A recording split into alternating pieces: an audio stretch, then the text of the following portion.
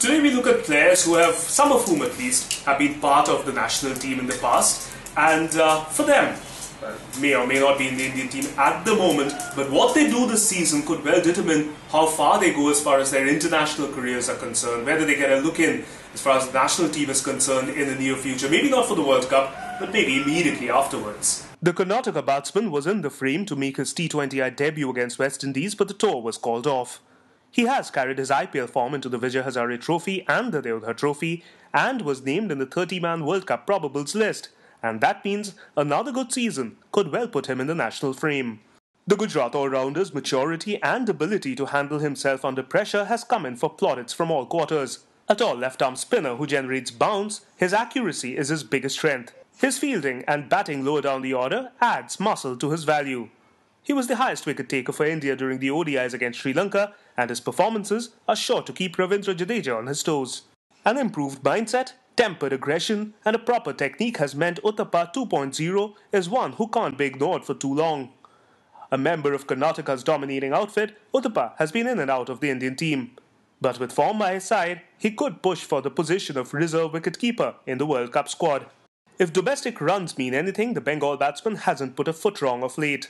469 runs in his last 5 list A innings is an indication that he's in the form of his life. While injuries have played their part, he has performed in the limited opportunities he has had with the Indian team.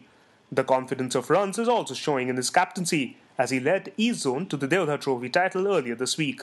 The Maharashtra batsman aggregated 1,223 runs and finished as the highest run getter during the last Ranji Trophy season.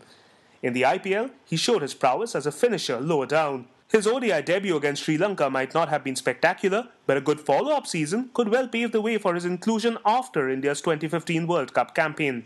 The Madhya Pradesh wicketkeeper batsman might wonder what he's done wrong since India's tour of Australia in July, where he smashed 3 successive first-class centuries. He was later called up to India's test squad in England to replace the injured Wriddhiman Saha. While a break into the 11 has eluded him, the selectors will find it tough to ignore him if he keeps adding to the runs.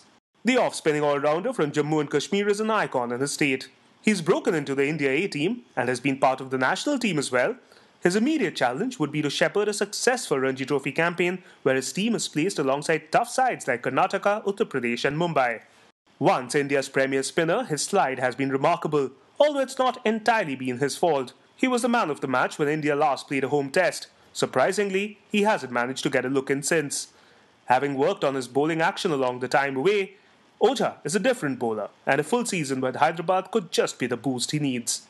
From being a sprightly young pacer in India's Under-19 World Cup squad in 2012, he has graduated to becoming the spearhead of Punjab's pace attack. While injuries have taken their toll along the way, the upcoming season could be a real test for the lad from Patiala. Success hasn't come easy for the Mumbai pacer. He was first picked in India's squad for the tour of New Zealand in 2009, but slipped down the charts alarmingly after that. Earlier this year, he finally made his international debut and added to his caps later on against Sri Lanka. The fruits of labour are finally paying off, and a good season will help him stay on the selectors' radar.